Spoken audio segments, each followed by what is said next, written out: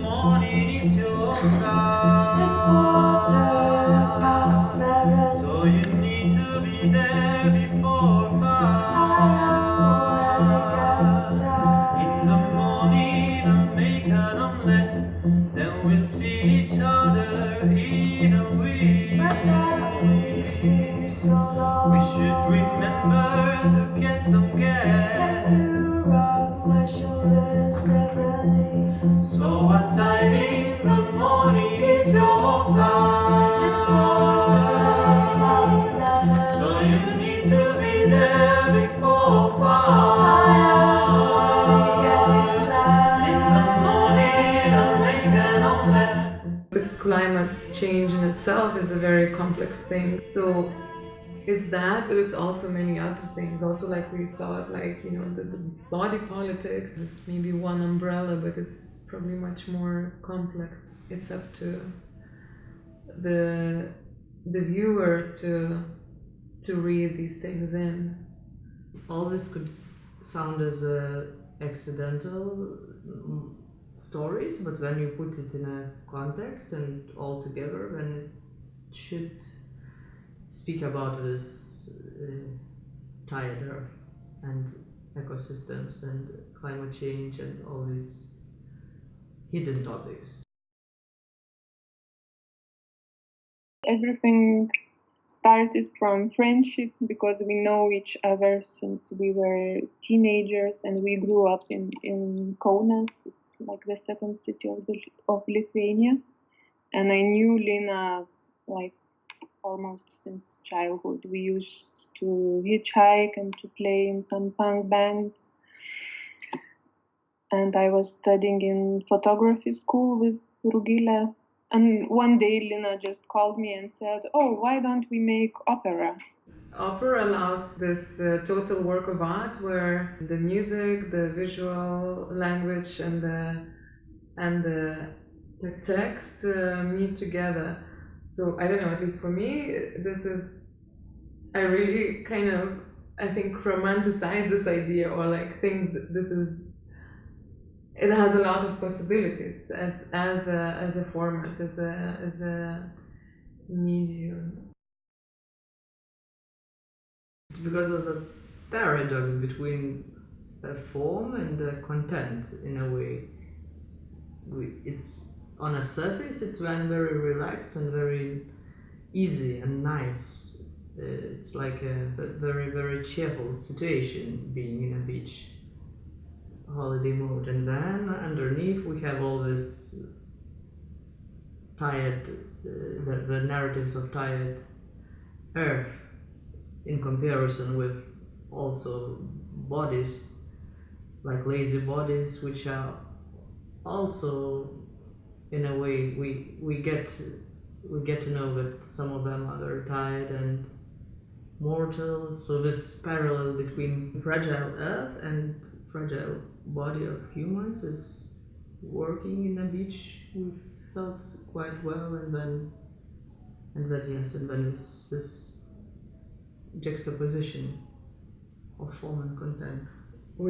I guess also we were reflecting to the previous work, which was more like a factory, you know. The Have a Good Day is the piece on 10 cashiers in the supermarket, so everyone is very restrained by the uniforms that they wear and by the task that they do, which is kind of the same.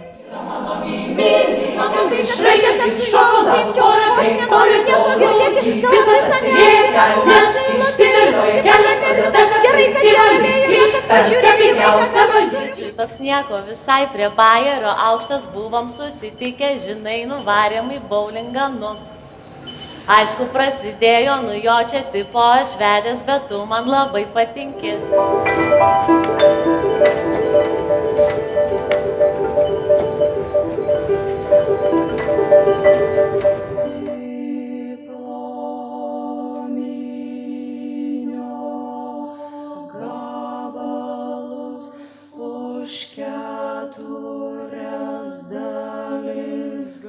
So I think we kind of looked for an opposite a scenario that would allow to look inside the people, but maybe the setting itself would be more relaxed.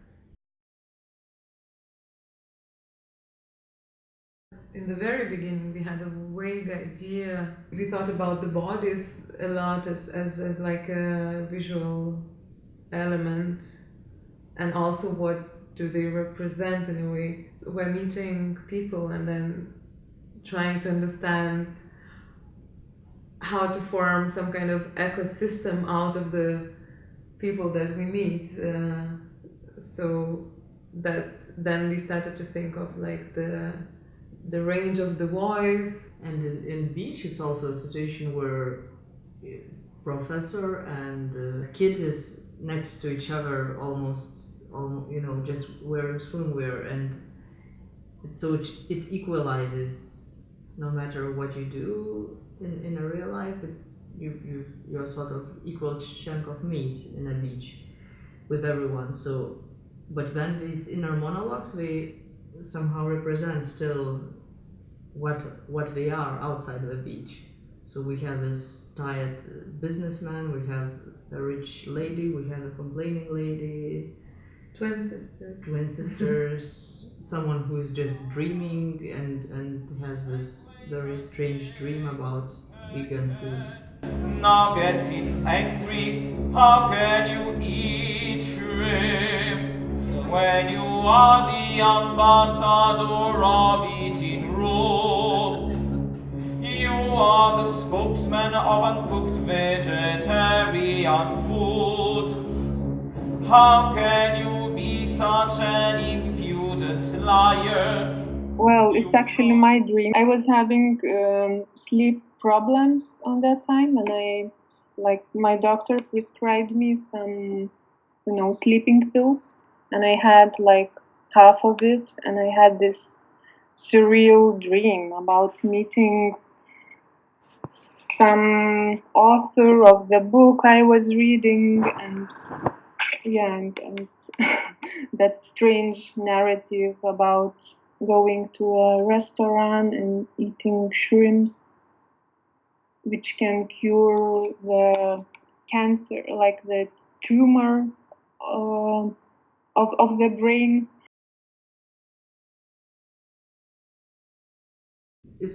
They relate to characters, of course. Like, it's usually there are some accidents, and because they sometimes bring their own books and it works. Sometimes we ask to bring other books which would work better, but like Financial Times or Vogue or Garden magazine or Gardener or whatever, like it's thoughtful and intentional things of particular characters. In this piece we have this installation in between performances where things stay. So yes, so it's then it's interesting what remains when the body disappears, but all the things are there. It's the most directly telling what the piece is about.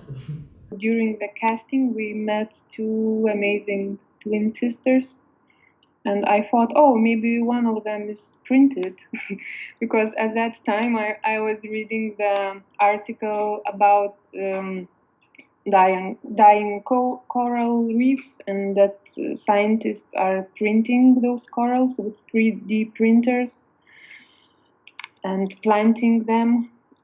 So that's how they inspired the song of 3D Sisters.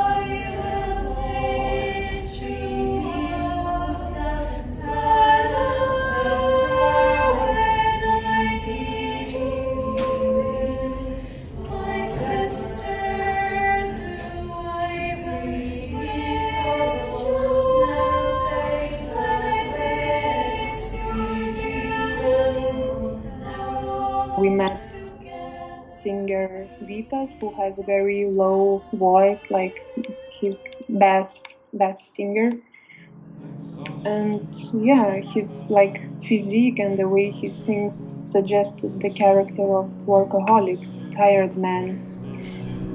Exhaustion, exhaustion. I like to say it as a joke. I think at that time I was reading text about Anthropocene and about like Homo sapiens as a like predominating species.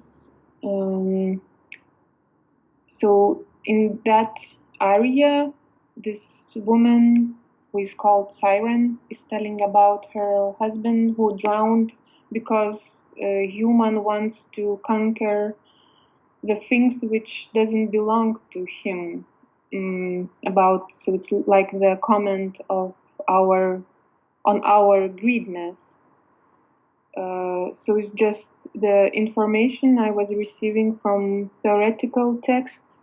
My brain it's translated into some like poetic narrative.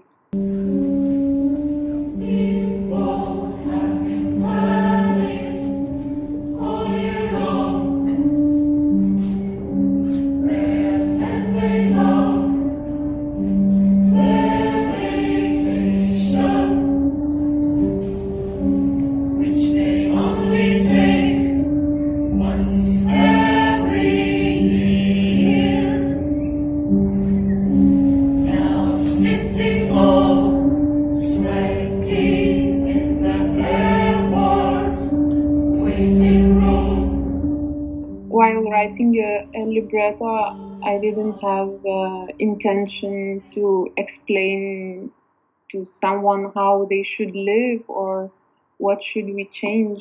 I'm not a guru, and those characters are just enjoying their life. They're traveling and they don't care about CO2,